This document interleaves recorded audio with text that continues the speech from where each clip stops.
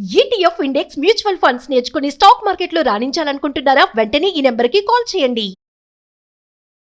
Suman TV ప్రేక్షకులకు నమస్కారం. ప్రస్తుతం మనతో పాటు ఉన్నారు శ్రీచక్రపీఠం వ్యవస్థాపకులు, ప్రముఖ జ్యోతిష్యులు, బ్రహ్మశ్రీ డాక్టర్ ప్రదీప్ జోషి గురువు గారు. ఎస్ అండి, అక్షయ తృతీయ రాబోతుంది. ఏ రోజున జరుపుకోవాలి, అక్షయ తృతీయ విశిష్టత ఎస్పెషల్లీ మనం ఈ రోజు డిస్కస్ చేద్దాము. గురువు గారు ముందుగానే మనకి రాశి ఫలాల్లో తెలియచేశారు. కొన్ని రాసుల వారికి అక్షయ తృతీయను ఖచ్చితంగా సద్వినియోగపరచుకోండి. అలా సద్వినియోగపరచుకుంటే గనక డెఫినెట్ గా రాజయోగం బాగుంటుంది అని తెలియజేశారు. ఎస్, ఆ వివరంతో పాటు ఎలాంటి రాశి వారు ఏం పరిహారాలు, అందరూ కూడా ఏం చేయాలి, గురువు గారి మాటల్లో విందాం. గురువు గారు నమస్కారం. గురుగారు శ్రీమాత్రే నమః. గురువు గారు, ఎస్పెషల్లీ అక్షయ తృతీయ అందరూ కూడా ఏం పాటించాలి? మరి ముఖ్యంగా మనం ప్రీవియస్ డిస్కస్ చేశాం గురువు గారు, రాశి ఫలాలు చెప్పేటప్పుడు అక్షయ తృతీయను ఖచ్చితంగా ఈ రాశుల వారు ఇది చెయ్యండి బాగుంటుంది అని తెలియజేసి, ఆ రాశి వివరణ ఎవరు ఏం చేయాలి అవంతా కూడా ఒకసారి తెలియజేస్తారా గురుగారు? శ్రీ గురుభ్యో నమః. శ్రీమాత్రే నమః. సిద్ధలక్ష్మి, మోక్షలక్ష్మి, జయలక్ష్మి, సరస్వతి, శ్రీలక్ష్మి, వరలక్ష్మి చ ప్రసన్న మమ సర్వదా. శ్రీమాత్రే నమః. అక్షయ తృతీయ, ఫస్ట్ మనం ఈ అక్షయ తృతీయ అంటే అర్థం తెలుసుకోవాలి. అక్షయం అంటే నా క్షయం అక్షయం, ఏదైతే క్షయం అవ్వదో అది అక్షయం. క్షయం అంటే ఏంటి? నాశనం పొందేది. అక్షయం అంటే ఏంటి? నాశనము పొందనటువంటిది, ఎప్పటికీ నిలిచి ఉండేది, అది అక్షయం. ఈ అక్షయ తృతీయ రోజే మన సనాతన ధర్మాన్ని కాపాడడానికి సాక్షాత్తు ఆ శ్రీ మహావిష్ణువుల వారే పరశురామ అవతారాన్ని ఎత్తారు. కాబట్టి ఇదే పరశురామ జయంతి అని కూడా అంటారు. మళ్ళీ సప్త చిరంజీవులలో పరశురాముల వారు ఒకళ్ళు. కాబట్టి ఇప్పటికీ ఉన్నటువంటి మహానుభావులు పరశురాముల వారు. ఇప్పటికీ ఈ యొక్క కేరళ బెల్ట్ ఏదైతే ఉందో, ఉడిపి, మంగళూరు ఆ బెల్ట్ ఏదైతే ఉందో, అక్కడ మహేంద్రగిరి అనే ఒక పర్వతం ఉంటుంది. ఆ పర్వతం మీద ఇప్పటికీ పరశురాముల వారు తపస్సు చేస్తూ ఉన్నారు. అందుకే ఆ క్షేత్రాన్ని మొత్తం కూడా పరశురామ క్షేత్రము అని అంటారు. కాబట్టి పరశురామ జయంతి రోజు అక్షయ తృతీయ. ఈ రోజు శ్రీ మహాలక్ష్మి అమ్మవారికి చాలా ఇష్టమైన రోజు. తర్వాత కుబేరుడికి పట్టాభిషేకం చేసిన రోజు ఈ రోజు. అంటే కుబేరుడికి ఈ యొక్క ధనానికి అధిపతిగా ఉండమని చెప్పి ఎవరైతే ఈశ్వరుడు ఆయనకి పట్టాభిషేకం చేస్తాడు, అలకాపురికి పట్టాభిషేకం చేస్తాడు. సో అలా పట్టాభిషేకం చేసిన ముహూర్తం కూడా అక్షయ తృతీయ. అంటే నీ యొక్క ఈ రోజు నువ్వు ఈ యొక్క ధనగారానికి, కోశాగారానికి నువ్వు అధిపతి అయ్యావు. కాబట్టి ఇకపై ఈ రోజు నుంచి నీ యొక్క కోశాగారము అక్షయం అవుతుంది. అంటే ఎప్పటికీ నశించినటువంటి కోశాగారం నీ దగ్గర ఉంటుంది అని అదొకటి. ఇంకొకటి, ఆది శంకరాచార్యుల యొక్క జయంతి కూడా ఇప్పుడే అని చెప్తారు, అక్షయ తృతీయ. సో ఆది శంకరాచార్యులను కూడా మనం స్మరించుకోవాలి. ఆయన చేసినటువంటి గొప్ప గొప్ప పనులని కూడా మనం స్మరించుకోవాలి, ఆయన ఆరాధన చెయ్యాలి. ఇలా అక్షయ తృతీయకి చాలా అద్భుతమైన వైశిష్ట్యం ఉంది. ఇంకోటి ఏంటంటే, ఈ అక్షయ తృతీయ రోజు మీరు ఏదైతే చేస్తారో, ఏది చేసినా అది అక్షయం అవుతుంది. ఏదైనా పుణ్యం చేసినా అక్షయం అవుతుంది, పాపం చేసినా అది అక్షయం అవుతుంది. మీరు ఏ పని పాట లేకుండా ఇంట్లో కూర్చొని వీడియోలు చూసినా, రీల్స్ చూసినా అది కూడా అక్షయం అవుతుంది. అంటే మీరు ఇంకా అట్లాగే ఉండిపోతారు. ఈ రోజు పుణ్యం చేసుకున్నారే అనుకోండి, ఆ పుణ్య ఫలం నీకు నిండిపోతుంది. సో నీకు ఫిక్స్డ్ డిపాజిట్ లో పెట్టుకొని ఎప్పుడు వడ్డీ డబ్బులు ఎట్లయితే మనం ఎంజాయ్ చేస్తామో, అట్లా ఈ అక్షయ తృతీయ రోజు సత్కార్యక్రమాలు చేయాలి. మంచి కార్యక్రమాలు, యజ్ఞయాగాదులు, హోమాదులు, భగవత్ సేవ, గురు సేవ, అన్నదానము, దానములు ఎక్కువగా చేయాలి. అక్షయ తృతీయ రోజు నిజంగా చేయాల్సింది ఏంటంటే దానం. కొనడం కాదు, కొనుక్కోండి, కొన్నా అది అక్షయమే, కాకపోతే దానం చేయాలి. అక్షయ తృతీయ రోజు ఏం చేయాలంటే బెల్లం పానకం దానం చేయాలి, మంచినీళ్లు దానం చేయాలి, మజ్జిగ దానం చేయాలి, అన్నం దానం చేయాలి. ఇప్పుడు కొత్తగా స్కూల్స్ స్టార్ట్ అవుతాయి, పిల్లలందరూ స్కూల్స్కి వెళ్తా ఉంటారు. సో మన దగ్గర మంచి డబ్బు ఉంది, ఏం పర్వాలేదు, వెళ్ళాలి. స్కూల్ పిల్లలకి ఏమన్నా డ్రెస్సులు దానం చేయాలి, పుస్తకాలు దానం చేయాలి. లేదంటే వాళ్ళకి ఇప్పుడు నీకు ఏలినాటి శని ఉంది అనుకుందాం, ఇప్పుడు కుంభరాశి, మీనరాశి, మేషరాశికి ఏలినాటి శని ఉంది. సో అప్పుడు ఏం చేయాలంటే లేబర్ దగ్గరికి వెళ్ళాలి, కార్మికుల దగ్గరికి వెళ్ళాలి.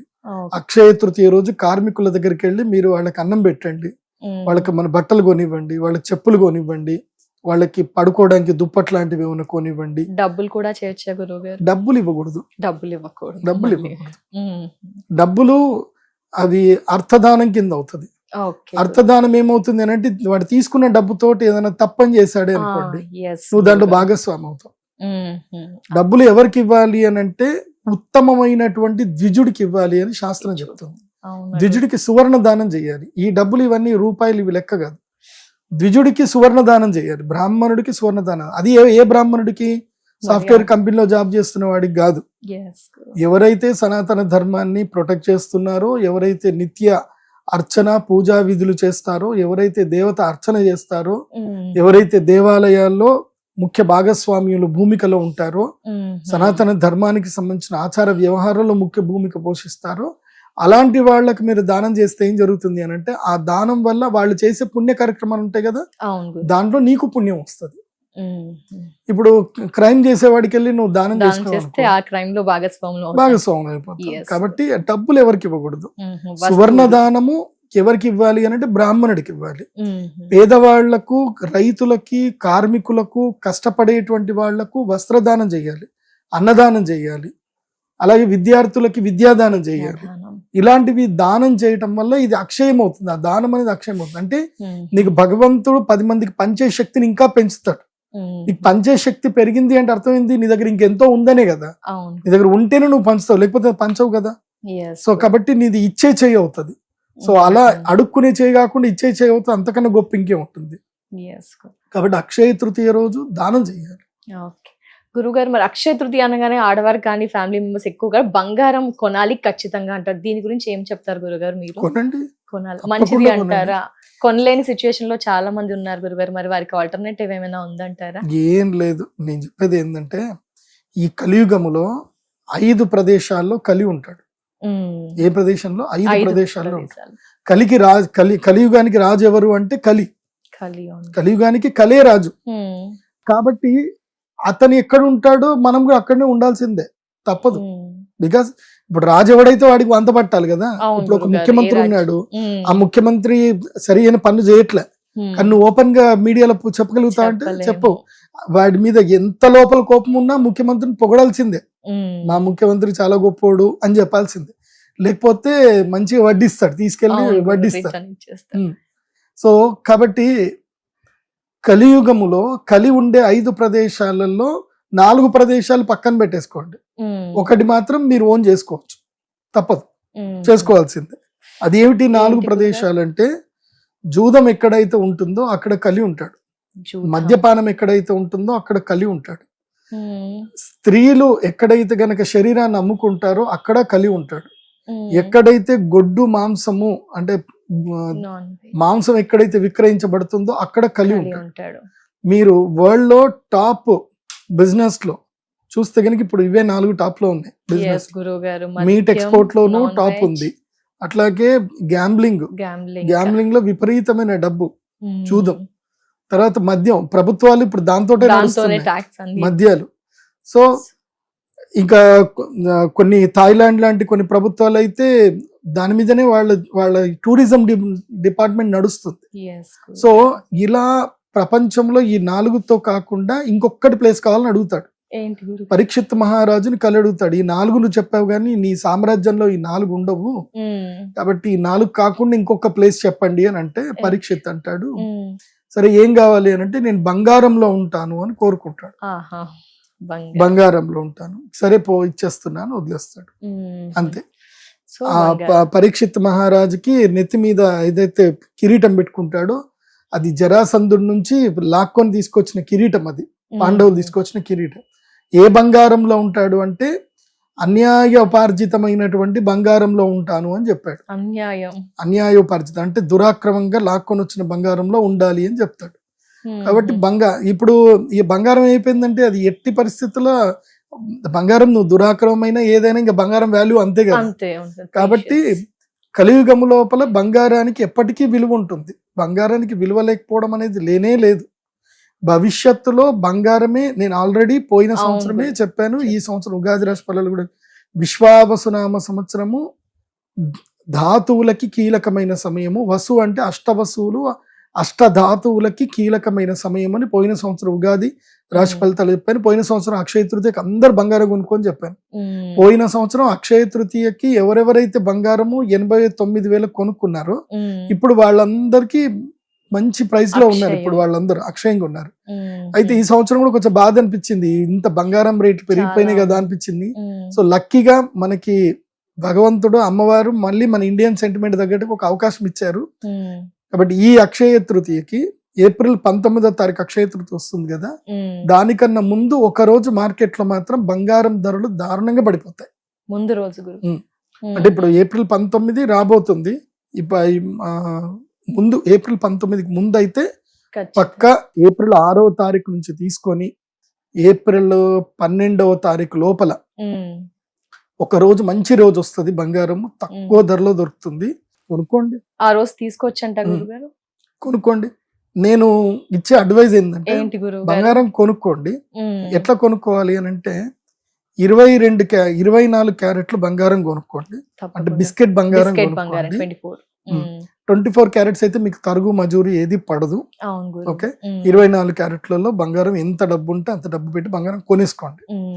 కొనుక్కొని ఇమీడియట్లీ ఏం చేయండి అని అంటే అది తీసుకెళ్లి లోన్ లో పెట్టేయండి, గోల్డ్ లోన్ లో పెట్టేయండి. గోల్డ్ లోన్ లో పెడితే ఇప్పుడు ఉదాహరణకి మీరు ఒక 10 లక్షల బంగారం కొన్నారు 24 క్యారెట్స్, మీరు గోల్డ్ లోన్ లో పెడితే దాని మీద మీకు 6 లక్షలు వచ్చేస్తాయి. 60% ఇస్తారు, 6 లక్షలు గోల్డ్ లోన్ వస్తుంది. ఆ 6 లక్షలు తీసుకొని అదే రోజు ఈటీఎఫ్లలో తక్కువ ప్రైస్ కి ఈటీఎఫ్లు దొరుకుతాయి, ఈటీఎఫ్లలో కొనేసుకోండి. ఓకే, ఇటు బంగారం రేటు మళ్ళీ ఎట్టి పరిస్థితుల్లో అక్షయ తృతీయ తర్వాత గురుగ్రహము జూన్ 3వ తారీఖుకి కర్కాటక రాశి లోపలికి ఎంటర్ అవ్వగానే శని యొక్క ప్రభావం తగ్గుతుంది. శని అంటే ఎవరు అంటే ఆయుర్, యుద్ధం. శని కుజ యుతి 30 సంవత్సరాలకు ఒకసారి వస్తుంది. శని కుజ యుతి ప్రతి సంవత్సరం వస్తుంది, కానీ మీన రాశిలో 30 సంవత్సరాలకు ఒకసారి వస్తుంది. మీనం అంటే ఏంటి? ఫిష్, చేపలు. చేపలు ఎక్కడ ఉంటాయి? Water bodies. పెద్ద పెద్ద వాటర్ బాడీస్ ఏంటి? సముద్రాలు. సో ఎప్పుడైతే ఆల్రెడీ శాస్త్రంలో చెప్పారు, ఏం చెప్పారు? సంహితా గ్రంథాల్లో చెప్పారు, ఎప్పుడైతే శని మరియు కుజగ్రహము ఇద్దరు కూడా మీనరాశిలో యుతి అవుతారో, గురుగ్రహానికి బలము తక్కువ ఉన్నప్పుడు, గురుగ్రహము విదూషకుడి దగ్గర ఉన్నప్పుడు వీళ్ళ ఇద్దరి ప్రభావం పెరుగుతుంది అని శాస్త్రంలో ఉంది. గురుగ్రహం విదూషకుడు అంటే ఎవరు అంటే బుధగ్రహం. బుధగ్రహం విదూషకుడు, ఎంటర్టైన్మెంట్ చేస్తాడు, కమెడియన్ కైండ్ ఆఫ్. సో బుధగ్రహం దగ్గరికి మిథున రాశిలో గురువు ఉండిపోయాడు కాబట్టి ఇప్పుడు గురువు సేద తీరుతున్నాడు మిథున రాశిలో. కాబట్టి గురువు బలం తక్కువ ఉంటుంది. ఇప్పుడు ఆయన సేద తీరుతాడు. ఇప్పుడు ప్రతి ఒక్క మనిషికి ఒక రెస్ట్ తీసుకునే టైం వస్తుంది కదా. సో నెక్స్ట్ ఇయర్ ఇప్పుడు ఉదాహరణకి ఇక తెల్లారితే మనం వెళ్ళిపోతున్నాము, మనకు ఉద్యోగం చేయాలంటే ఏమున్నాయి అన్ని కంప్లీట్ చేసుకుందాం రబే అనుకుంటాం. అట్లాగే ఆయన సేద తీరుతున్నాడు.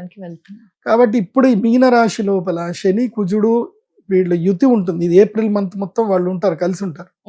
వీళ్ళ కలిసి ఉంటే సముద్రం మీద విపరీతమైనటువంటి దాళ్లు జరుగుతాయి, యుద్ధాలు జరుగుతాయి, సముద్ర యుద్ధాలు అన్నట్టుగా. ఇప్పుడు ఏమవుతుంది, హార్మోజ్ ఏదైతే అది క్లోజ్ చేసేసారు. రేపు రెడ్ సీ గుడిది కూడా క్లోజ్ చేసేస్తారు. అంటే ఇటు యెమెన్ కంట్రీ అది క్లోజ్ చేస్తుంది, ఇరాన్ ఇది క్లోజ్ చేసి యుద్ధాలు అవుతున్నాయి కదా. దీంతో క్రూడ్ ఆయిల్ ప్రైస్ $140 $150 వెళ్ళిపోతుంది. క్రూడ్ ఆయిల్ వెళ్ళిపోయిందనంటే డాలర్ కి ప్రైస్ ఇంక్రీజ్ అవుతుంది. సో అప్పుడు గోల్డ్ సిల్వర్ ఇన్వెస్టర్స్ అందరు కూడా అటు వెళ్ళిపోతారు. So gold price silver price పడిపోతాయి. ఇది అంతా జూన్ 3 వరకు ఉంటుంది.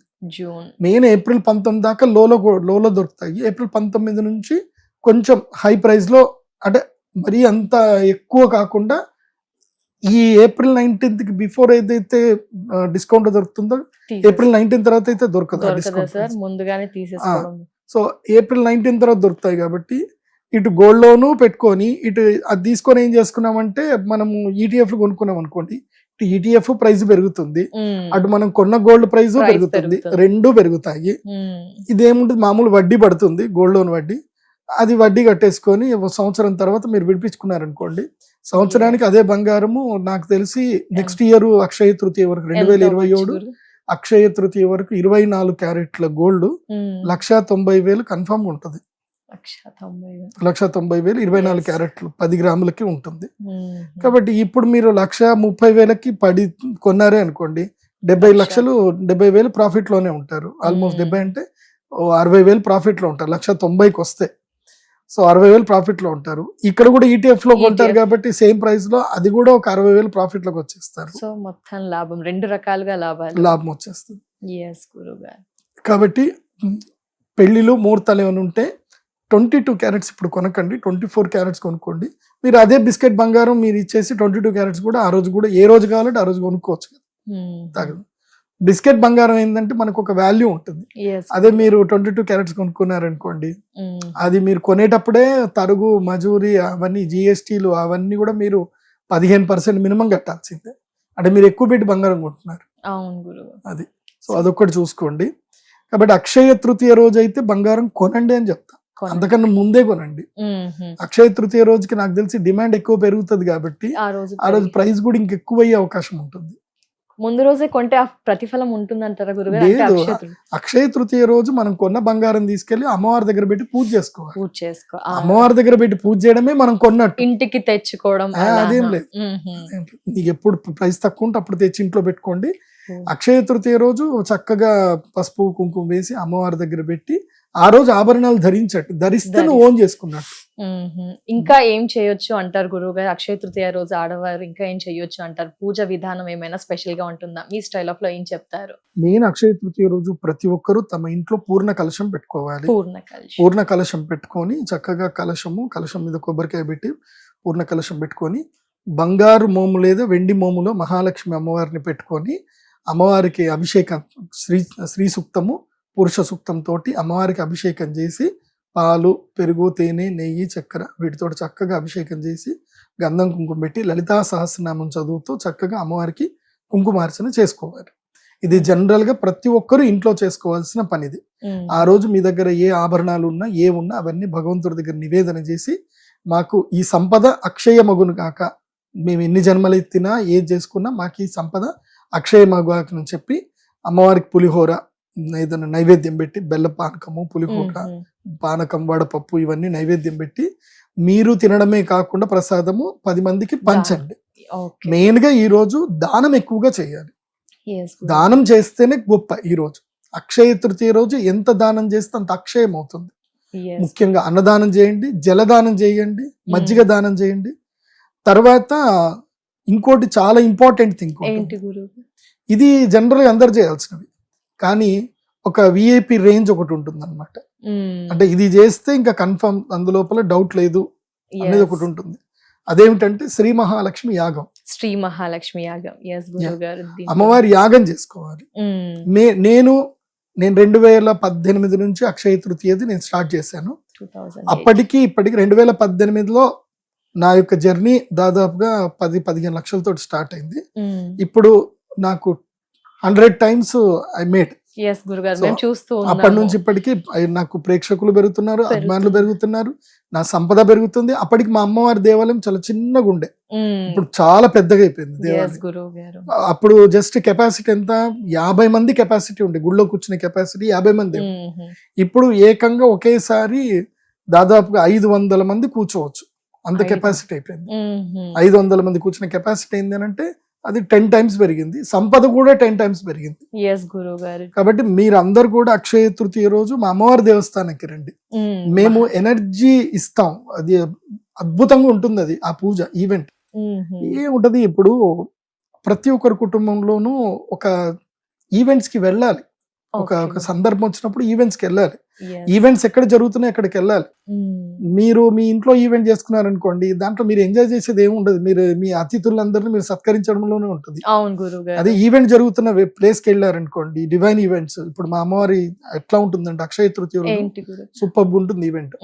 మార్నింగ్ 6 నుంచి 8 వరకు మొత్తము కలశాలు అన్నిట్లలో నీళ్లు నింపుతాం. అన్ని నీళ్ళు నింపి 8 o'clock నుంచి అమ్మవారికి కుంభాభిషేక పూజ జరుగుతుంది, పుణ్యవచనం జరుగుతుంది. కుంభాభిషేకం 1000 కలశాలు, 1000 కలశాల్లో ఉన్న నీటితో 1000 మంది ముత్తైదువులు ఎంత వస్తే వాళ్ళందరికీ గర్భగృహ ప్రవేశం ఇస్తాం. మీరు ఏ క్యాస్ట్ ఏం కథ ఏమి అడగం. ఎందుకోసం అంటే మా దృష్టిలో అందరూ అమ్మవారి యొక్క శక్తి స్వరూపులే. యాదేవి సర్వభూతేషు శక్తి రూపేణ సంస్థిత నమస్తస్యై నమస్తస్యై నమస్తస్యై నమో నమః. కాబట్టి మేము అందరినీ శక్తి స్వరూపంగానే చూస్తాం. ఇంకా వాళ్ళ యొక్క ఆలోచనలు, వాళ్ళ పుట్టుక, వాళ్ళ జీవన విధానం అవంతా కూడా వాళ్ళ కర్మలను బట్టి ఉంటుంది. కాబట్టి కాకపోతే శక్తి ఒక్కటే. శక్తి శక్తి ఒకటే. ఇప్పుడు ఉదాహరణకి కరెంట్ ఒక్కటే, కాకపోతే అది కెమెరాగా పనిచేస్తుంది, టీవీగా పనిచేస్తుంది, లైట్ గా పనిచేస్తుంది, ఫ్యాన్ గా పనిచేస్తుంది. కరెంట్ ఒకటే, శక్తి ఒక్కటే. శక్తి ఒక్కటే. మీరు వేరే, నీ పేరు వేరు, నీ జెండర్ వేరు, నీ యొక్క కులం వేరు, నీ మతం వేరు, నీ ఆచరణ విధానం వేరు, నీ మెంటాలిటీ వేరు, నీ జీవనోపాధి వేరు, ఇవన్నీ డిఫరెంట్, బట్ శక్తి ఒక్కటే. కాబట్టి మేము శక్తి స్వరూపులుగానే భావిస్తాం అందరికి. మీరు అందరు రావాలి, అక్కడ చక్కగా స్నానాలు చేసుకోవాలి, సాంప్రదాయ వస్త్రాలు ధరించాలి, కలశం తీసుకోవాలి, కూర్చోవాలి. మేము మంత్రాలు అన్ని చదువుతాము, అన్ని కలశాల మీద చక్కగా అక్షంతలు వేస్తాము. అప్పుడు అమ్మవారి గుడిలోకి వెళ్ళి సాక్షాత్తు శ్రీ లలితా త్రిపుర సుందరి దేవి అమ్మవారి యొక్క పాదములకి మీరు అభిషేకం చేయండి. అందరికి అభిషేకం అవకాశం ఇస్తాం. గర్భగుడి లోపలికి అందరికి ప్రవేశం ఇస్తాం. ఒక్క అక్షయ తృతీయ రోజు ప్రవేశం ఇస్తాం. అందరు వెళ్ళాలి ఆ జగదంబకి. ఎందుకోసం అంటే మా నాన్నగారు బ్రహ్మశ్రీ కృష్ణ జోషి గారు ఆయన వాక్యం ఏంటంటే, భగవంతుణ్ణి మనం ఎవరికి దూరం చేయకూడదు. మనం అందరిని మనం దగ్గర చేయడానికి నేను గుడి కట్టాను, దూరం చేయడానికి గుడి కట్టలే. నా ఒక్కడికే పూజ చేయాలి, నేను ఒక్కడినే పుణ్యం పొందాలి అనుకుంటే అది స్వార్థం. అందరికి ఆ పుణ్య ఫలం ఇవ్వాలి, అందరికీ భగవత్ సేవ చేసుకునే శక్తి ఇవ్వాలి అని చెప్పి మా నాన్నగారి యొక్క సంకల్పం అదే ఉండే. అదే ఆలోచన విధానాన్ని మేము కంటిన్యూ చేస్తున్నాం. కాబట్టి అక్షయ తృతీయ రోజు అందరికీ గర్భగృహ ప్రవేశం ఉంటుంది. అందరూ అమ్మవారి యొక్క పాదుకలకు అభిషేకం చేయొచ్చు. తర్వాత మేము దానికి ఒక నియమం ఉంటుంది. వేద మంత్రములు, వేదములు చదువుకున్న వ్యక్తులు ఎవరైతే ఉంటారో అర్హత ఉన్న వ్యక్తులకు మాత్రమే అమ్మవారి యొక్క శిరోపాదమస్తకం వరకు అభిషేకం చేసే అధికారం ఉంటుంది. వేద అర్హత లేనటువంటి వాళ్లకు, ఆ యొక్క విజ్ఞాన అర్హత లేని వాళ్లకు పాదసేవ మాత్రమే ఉంటుంది. అంటే అమ్మవారి పాదుకలు మాత్రమే కడగాలి, నెత్తి నుంచి పోసే అధికారం వాళ్ళకు లేదు. దాంట్లో మాత్రం శాస్త్రం పాటించాలి. కాబట్టి అమ్మవారి యొక్క పాదములు పాద పూజ చేయడానికి అందరికీ ఇస్తాం అర్హత. అందరూ వచ్చి అమ్మవారి పాదుకలు చేసుకోవాలి. అక్కడ 365 కిలోల పంచలోహ శ్రీచక్రం ఉంటుంది. మీకు సౌత్ ఇండియాలో ఎక్కడ కూడా లేదు అంత బరువైన పంచలోహ శ్రీచక్రం, ఎక్కడా లేదు. అందుకే మా పీఠం పేరు శ్రీచక్ర పీఠం. అక్కడ శ్రీచక్రానికి అభిషేకం చేయండి, అమ్మవారికి అభిషేకం చేయండి, నవావరణ పూజ జరుగుతుంది, అది చూడండి. అమ్మవారికి మీ చేతితో అభిషేకం చేయడం అంటే అంతకన్నా పుణ్యం ఇంకోటి ఉండదు. అక్షయ తృతీయ రోజు. ఇంకోటి, మీరు ఎక్కడ ఏ టెంపుల్ కైనా వెళ్ళండి, మిమ్మల్ని ఎవరు గర్భగుడిలోకి రానివ్వరు. మిమ్మల్ని అక్కడే ఉండి మీరు అభిషేకం చూడండి, తీర్థం ఇస్తాం తీసుకొని వెళ్ళండి అంటారు. కానీ అమ్మవారిని స్పర్శ చేసే అర్హత ఎవరికి ఇవ్వరు. మేము ఇస్తున్నాం ఆ ఒక్క రోజు మాత్రమే. ఆ 12:30 గంటల మళ్ళీ అమ్మవారి అభిషేకం అయిపోయింది, అలంకరణ అయిపోయింది అని అంటే ఇంకెవరిని అలో చేయలేదు. అక్షయ తృతీయ రోజు ఒక రోజు అలో చేస్తాం. ఎందుకోసం అంటే మళ్ళీ శుద్ధి పుణ్యావచనం చేయడము, మళ్ళీ అమ్మవారికి శక్తి ఆవాహన చేయడము, అలంకరణ చేయడము అన్ని అయిపోతాయి. సో మధ్యాహ్నం దీని తర్వాత ఏంటంటే అమ్మవారికి మామిడి పళ్ళ పానకంతో అభిషేకం ఉంటుంది. ఇంకోటి అక్షయ ఫలం అన్ని కూడా దేన్ని అంటారు అంటే మామిడి పండునే అంటారు. మామిడి పండు పళ్ళల్లో అది రాజు అన్నమాట. కాబట్టి వృక్షరాజం కూడా మామిడి పండే. కాబట్టి ఆ మామిడి చెట్టు యొక్క మామిడి పళ్ళని రసంతో అమ్మవారికి అభిషేకం చేస్తాము. మళ్ళీ చందన లేపన పూజ ఉంటుంది అమ్మవారికి. చందనం, శ్రీ చందనం కూడా అమ్మవారికి పూజ చేస్తాము. అందరికి చందనం ఇస్తాము. అదే విధంగా పానకము, ప్రసాదము అందరికి ఇస్తాము.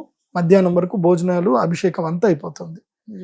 ఆ తర్వాత సాయంత్రం పూట ఈసారి అక్షయ తృతీయ 2వ రోజు వరకు కంటిన్యూ అవుతుంది. కాబట్టి అక్షయ తృతీయ ప్రధాన ముహూర్తము సాయంత్రం గోధూళి వేళలో ఉంది. కాబట్టి గోధూళి ముహూర్తం అని ఒకటి అంటారు. అంటే గురువుగారు ఏం చేస్తారు? గోధూళి ముహూర్తములో మా దగ్గర శ్రీచక్రము లైవ్ గా వేస్తాం అన్నమాట. ముగ్గు వేస్తాం, శ్రీచక్రం పెద్ద వేస్తాం. సో మీరు ఏదైతే శ్రీచక్రాన్ని మీరు కళ్ళతో చూస్తున్నారో అదే శ్రీచక్రం అనే ఒక మండలం చుట్టూ, యంత్ర మండలం చుట్టూ హోమకుండాలు వేసి యాగం చేస్తాం. అంటే శ్రీచక్ర మండలావర్తితో కలిగినటువంటి యాగము అది. ఇప్పటిదాకా మీరు సౌత్ ఇండియాలో కానీ ఎక్కడైనా మీరు చూసుండరు అలాంటి యాగం. సో శ్రీచక్ర మండలము యంత్రముతో సమేతంగా యాగం చేయడం. సో 108 మందికి మాత్రమే అవకాశం ఇస్తాం. 108 మందికి మాత్రం అవకాశం ఇస్తాం. ఎందుకోసం అంటే శ్రీచక్రం చుట్టూ 100 మంది పెడతారు. సో అంత వాళ్ళకే అవకాశము, అందరికి అవకాశాలు లేవు. మరి ఎలా గురువు గారు 108 మంది, చాలా మంది ఫాలోవర్స్ ఉంటారు కాబట్టి ఎలా 108 మందిని ఎలా సెలెక్ట్ చేసుకుంటారు మీరు? నేను అమ్మవారు సెలెక్ట్ చేస్తారు. ఇంకోటి ఏంటంటే మా పీఠంలో విచిత్రం ఏంటంటే ఎగ్జాక్ట్ అంతమందే వస్తారు. క్రౌడ్ ఎక్కడ ఇది అవ్వదు, మాకు ఎప్పుడు ఇబ్బంది కాదు. అమ్మవారు పిలిపించుకుంటది. ఎవరిని పిలిపించుకోవాలో వాళ్ళనే పిలిపించుకుంటది. మిగతా వాళ్ళు కొంతమంది రారు, కొంతమంది వద్దామనుకుంటారు, వాళ్ళు రాలేకపోతారు. కుదరదు అంటారు. అది కొంతమందికి చెప్తుంటే మాత్రమే అవకాశం క్రతువులో ఉంటుంది. పాల్గొనాలి అని నాకే అనిపిస్తుంది, ఇంకా చాలా మంది వ్యూవర్స్ కి కూడా అనిపిస్తుంది. మరి ఎలా అంటారు? పక్కా 108 మెంబర్స్. ఏం లేదు, 108 మెంబర్స్ కి అవకాశం వస్తుంది. అమ్మవారు మీకు సంకల్పం మేము ప్రచోదనం చేస్తుంది. మీరు నా వెబ్సైట్ ఉంటుంది pradeepjoshi.com వెబ్సైట్, డైరెక్ట్ గా వెబ్సైట్ కి వెళ్ళిపోండి. అక్షయ తృతీయ ప్యాకేజీలు ఉంటాయి. మీరు ఏ ప్యాకేజ్ అంటే ఆ ప్యాకేజ్ బుక్ చేసేసుకోండి. 100 మందికి మాత్రమే అవకాశం. గురుగారు, మనం రాశి ఫలాలు చేసినప్పుడు ఈ విషయం కూడా చెప్పారు, అక్షయ తృతీయ రోజు ఈ రాశి వాళ్ళకి ఇలా బాగుంటుందని. ఈ మహాలక్ష్మి యాగమే ఆ గురుగారు, ఇంకా ఏమైనా క్రతువులు ఉన్నాయా? కొంతమంది రాసులు చెప్పారు కదా, ఆ రాసులు ఎవరు మిమ్మల్ని అప్రోచ్ అవ్వచ్చు ఈ అక్షయ తృతీయ కార్యక్రమంలో? ఇంకా ఎవరు పాల్గొచ్చు, ఎస్పెషల్లీ ఆ రాసుల వారు? ఇప్పుడు ఒక్కొక్కళ్ళకి ఒక్కొక్క బ్రేక్ ఈవెంట్ టైం వస్తుంది. ప్రతి సంవత్సరం ఒక్కొక్కరికి ఒక టైం వస్తుంది బ్రేక్ ఈవెంట్ టైం. ఈ సంవత్సరం బ్రేక్ ఈవెంట్ టైం ఎవరికి అని అంటే 5 రాసుల వాళ్ళకి అదృష్ట యోగం ఉంది. అదృష్ట యోగం ఎట్లా అంటే, అదేదో పవన్ కళ్యాణ్ సినిమా అత్తారింటి దారిలో క్యారెక్టర్ కి ఒక 10 లక్షలది సూట్ కేసు ఇస్తే దీని తాళం, దీని నంబర్ చెప్పండి అని అడుగుతారు కదా. అంటే వీడికి ఎంత అదృష్టం ఉన్నా సరే వీడి దరిద్రం బెడ్రూమ్ లో తలదంచుకొని పడుకుంది అని అంటారు. సో అది ఉందనుకోండి, నీకు అదృష్ట దేవత వచ్చి నీకు డోర్ కొట్టినా సరే నువ్వు డోర్ ఓపెన్ చేయవు, అది అట్లాగే ఉంటుంది. సో అలాంటివి మీకు జరగొద్దు, అమ్మ అనుగ్రహం పూర్తిగా కలగాలి మీ జాతకంలో. ఇప్పుడు గోచార రీత్యా మీకు అదృష్ట యోగం ఇప్పుడు రాబోతుంది, కానీ మీ జాతకంలో సరిగ్గా లేదు, మీ ఇంట్లో వాళ్ళు సరిగ్గా లేరు, నీ ఎన్విరాన్మెంట్, నువ్వు ఏదైతే ఎన్విరాన్మెంట్ లో ఉన్నావో ఆ ఎన్విరాన్మెంట్ సరిగ్గా లేదు, నీకు వచ్చే అదృష్టం కూడా రాదు. అవన్నీ మారాలి అంటే ఏదో ఒక దివ్యమైన శక్తి నిన్ను ప్రచోదనం చేయాలి, నేను మూవ్ చేయాలి. అది మూవ్ చేయాలంటే అది మహాలక్ష్మి యాగమే చేసుకోవాలి. ఆ శ్రీచక్ర యంత్రం చుట్టూ కూర్చొని ఆ యాగం చేసుకుంటే ఆ ఎనర్జీ ఏదైతే వస్తుందో నీ ఆరాని ఇంప్రూవ్ చేస్తుంది. అండ్ గురువు అనేటువంటి వాడు ఎవరైతే ఉన్నాడో కేవలము ఇవి డివైన్ ఎనర్జీ కాదు, నీకు లౌకిక నాలెడ్జ్ కూడా ఇవ్వాలి. పోయిన సంవత్సరం అక్షయ తృతీయ వచ్చినప్పుడు అందరికి క్లాస్ పీకిన, బంగారం కొనుక్కోండి, ఇక్కడ నుంచి బంగారం యొక్క ధరలు పెరుగుతాయి అని చెప్పా. పోయిన సంవత్సరం నా దగ్గరికి వచ్చిన వాళ్ళు అందరు బంగారం కొనుక్కున్నారు, ఇప్పుడు అందరు ప్రాఫిట్ లో ఉన్నారు. ధనత్రయోదశి కూడా అదే చెప్పా, అందరు బంగారం కొనుక్కున్నారు, అందరూ ప్రాఫిట్ లో ఉన్నారు. ఇప్పుడు కూడా చెప్తున్నాను, ఈ అక్షయ తృతీయకి బంగారము కొనుక్కోండి, తక్కువ ధరలో కొనుక్కోండి. మీకు 22 క్యారెట్స్ 12,400కి వచ్చే అవకాశం ఉంది పర్ గ్రాము, ఇంకా తగ్గొచ్చు కూడా. 12,400, 500 అయితే కన్ఫర్మ్ గా వస్తుంది ఒక రోజు. మంచిగా ఆ రేటు కొనుక్కోండి. 24 క్యారెట్స్ అయితే గనక 1,30,000కి 24 క్యారెట్స్ రావచ్చు. చూడండి, వెయిట్ చేయండి, మార్కెట్ అయితే కనిపిస్తుంది, ఇంకా పడిపోయేటట్టే కనిపిస్తుంది. పడితే కొనుక్కోండి, అందరూ యోగ సిద్ధిని పొందండి. అందుకే ఈ మధ్య ఏంటంటే నేను ఎక్కువగా వీడియోస్ నా పర్సనల్ ఛానల్లో కూడా అందరికి ఏం చేస్తున్నానంటే ఈటీఎఫ్లలో ఇట్లా ఇన్వెస్ట్ చేయండి, అట్లా ఇన్వెస్ట్ చేసుకోండి అని గైడ్ చేస్తున్నాను. మీరు అందరూ డబ్బులు సంపాదించుకుంటే నాకు సంతోషం. ఎందుకోసం అంటే కలికాలంలో డబ్బే సర్వస్వము, కలికాలంలో నమ్మకము అనేది ఉండదు. ఓకే, నీకు అత్యవసరంలో ఎవడిని నువ్వు అడిగినా ఎవడు నీకు డబ్బులు ఇవ్వడు. బంగారం ఆదుకుంటుంది, మనీయే నిన్ను కాపాడుతుంది, డబ్బే నిన్ను కాపాడుతుంది, నీ మంచితనం కూడా నిన్ను కాపాడదు. సో ఇది కలికాలం. కలికాలం అంటే ఆకలి కాలం. ఆకలి కాలంలో మంచితనానికి విలువ ఉండదు. మన గురూజీ త్రివిక్రమ్ శ్రీనివాస్ క్లియర్ గా చెప్పించాడు రాజేంద్ర ప్రసాద్ తోటి, నువ్వు పురాణం ఎంత బాగా చెప్పినా పల్లెంలో 10 రూపాయలు వేస్తారు అని క్లియర్ గా చెప్పించాడు. ఎథిక్స్, మోరల్స్, వాల్యూస్ ఉండాలి, కానీ యాజ్ వెల్ యాజ్ దాంతో పాటు నీ దగ్గర డబ్బు కూడా ఉండాలి, పక్కా ఉండాలి. ఎందుకోసం అంటే నేను మంచోడిని అని చెప్పి నువ్వు ఏదైనా పెద్ద హాస్పిటల్కి వెళ్ళావు, నీకు రోగం వచ్చింది, మీ పిల్లాడికి ఏదైనా జ్వరం వచ్చిందో ఏదో సమస్య వచ్చింది, నువ్వు వెళ్ళావు, నేను మంచోడినండి, నేను చాలా మంచోడినండి, అందరికీ దానాలు చేశాను అంటే, సరే ఒక 200 రూపాయల శాలువ కొనుక్కోరారా ఈయనకు సన్మానం చేద్దాం అంటారు. ఓ 200 రూపాయల శాలువ, ఒక 100 రూపాయల పూలదండ వేసేసి ఒక ఫోటో దిగి నువ్వు మంచోడివి, నేను సన్మానం చేసిన, ఇక బో అంటారు. చేయండి అని అంటే డబ్బులు కట్టండి అంటారు. దైవానుగ్రహం హెల్ప్ చేయదంటారా గురువు గారు? అదే కదా, ఇప్పుడు ఆ దైవానుగ్రహం బట్టే కదా నేను చెప్తున్నది. నేను ఎవరిని మరి, నేను అమ్మవారి సేవకుడిని కాబట్టి నువ్వు ఏ కాలానికి తగ్గట్టుగా ఆ కాలానికి అనుకూలంగా నువ్వు ఉండాలి. నువ్వు ఇంకా త్రేతాయుగంలో ఉండకూడదు. త్రేతాయుగం అయిపోయింది, ద్వాపర యుగం అయిపోయింది, ఆ దేవుళ్ళని పూజ చేయాలి, కానీ నువ్వు కలియుగానికి తగ్గట్టుగా ఉండాలి. ఇప్పుడు రేవంత్ రెడ్డి గారి గవర్నమెంట్ వచ్చింది, ఈ గవర్నమెంట్ లో నువ్వు ఎఫ్టీఎల్ ఇల్లు కడతా అంటే ఊరుకుంటాడు ఆయన? కూర్చుడు. పాత గవర్నమెంట్ లో ఎఫ్టీఎల్ ఇల్లు కట్టుకున్నా ఎవరిని అనలేదు, ఇప్పుడు కట్టావు ఊరుకుంటాడు ఆయన? ఊరుకోడు. సో అంతే, సో ఏ గవర్నమెంట్ మారితే ఆ గవర్నమెంట్ తగ్గట్టుగా నువ్వు కరెక్ట్ గా ఉండాలి. కాబట్టి కలియుగానికి తగినట్టుగా తగినట్టుగానే మనము లౌకికంగా ఉండాలి. అది బాగా గుర్తుపెట్టుకోండి. సో ఆ రాశులు ఏవి అంటే 5 రాశులు చెప్తాను. ఈ 5 రాష్ట్ర వాళ్ళు మీరు ఏ పని పెట్టుకోకుండా అక్షయ తృతీయ రోజు శ్రీచక్రపీఠం రండి. ఒకవేళ మీకు టికెట్ దొరకలేదు, 108 మీకు బుకింగ్ కాలేదు, అయిపోయినాయి అనుకుందాం, ఏం పర్వాలేదు, రండి. పూజలో సేవ చేసుకోండి, సేవ అయినా చేయండి. అమ్మవారికి అభిషేకం చేయడానికి అయితే 1008 మందికి అవకాశం ఉంది. ఆ 1008లో మీరు ఒక్కళ్ళు అవ్వండి. సో 1008 కలశాలు ఉంటాయి, మీరు అమ్మవారి పాదుక సేవ చేయండి. ఆ రోజు అందరు భోజనాలు చేస్తుంటే వడ్డించండి. ఆ రోజు మేము పీఠంలో పూజ జరుగుతున్నప్పుడు నా పక్కనే ఉండండి, నేను అందరికి అవకాశం ఇస్తాను. చక్కగా అమ్మవారి సేవ చేయండి. సో ఇవన్నీ చేసుకోండి, సేవన్న చేయండి. సేవ చేయడానికైనా రండి. తప్పకుండా. నువ్వు ఎంత గొప్పవాడివైనా అమ్మవారి దగ్గర సేవ చేస్తే పుణ్య ఫలితం వేరు.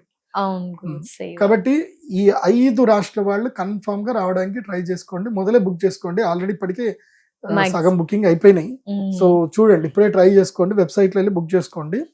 ఫస్ట్ రాశి ఏంటంటే ఈ సంవత్సరం లక్కీయెస్ట్ రాశి ఏమిటంటే గనక కన్యా రాశి. కన్యా రాశి టాప్ నంబర్ 1 లోకి వెళ్తుంది ఈ సంవత్సరం కన్యా రాశి.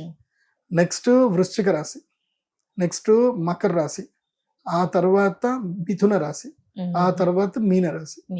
సో ఇవి టాప్ 5 కేటగిరీలోకి వస్తాయి. సో నంబర్ 1 కన్యా రాశి వాళ్ళు ఈ అక్షయ తృతీయ రోజు ఖాళీ ఉండకండి. అమ్మ అనుగ్రహం ఎక్కడైనా సరే, మా పీఠంకి రాకపోయినా వేరే ఏదైనా టెంపుల్కి వెళ్ళండి, అన్నదానం చేయండి. కన్యా రాశి వాళ్ళు ఈ రోజు ఎంత దానం చేస్తే అంత సంపాదించుకుంటారు. ఈ 5 రాష్ట్ర వాళ్ళు కన్యా, వృశ్చిక, మకర, మిథున, మీన 5 రాష్ట్ర వాళ్ళకి అదృష్ట యోగం ఈ సంవత్సరం 10 నెలల పాటు ఉంది. 10 నెలల అదృష్ట యోగం ఉంది. తర్వాత ఈ సంవత్సరములో అక్టోబర్ 30వ తారీఖు నుంచి జనవరి 30వ తారీఖు వరకు అదృష్ట యోగం ఉంది. అంటే నవంబర్, డిసెంబర్, జనవరి 3 నెలల అదృష్ట యోగం ఉంది. 3 నెలల అదృష్ట యోగం ఎవరికి ఉంది అని అంటే కర్కాటక రాశి, తులారాశి, తర్వాత ధనస్సు రాశి, ఆ తర్వాత కుంభరాశి, తర్వాత మేషరాశి. ఈ 5 రాశులకి 3 నెలల అదృష్ట కాలం. వీళ్ళు అక్షయ తృతీయకి వచ్చినా రాకపోయినా వీళ్ళు ధనత్రయోదశికి అటెండ్ అవ్వాలి. నోట్ చేసి పెట్టుకోండి. వీళ్ళు ధనత్రయోదశి ఎందుకోసం అంటే అక్టోబర్ కి ధనత్రయోదశి వస్తుంది, ఆ టైంకి అటెండ్ అవ్వాలి ఈ 5 రాశులు. సో ఇంకా ఏ రాశులు ఉన్నాయనంటే వృషభ రాశి ఛాన్స్ లేదు, సింహరాశి ఛాన్స్ లేదు. సింహరాశి వాళ్ళు, వృషభ రాశి వాళ్ళు తిన్నామా పడుకున్నామా తెల్లారింది. కానీ పాల్గొనాలనుకుంటే ఈ మహాలక్ష్మి యాగంలో పాల్గొవచ్చు, సేవ చేయొచ్చు, యాగం చేసుకోవచ్చు.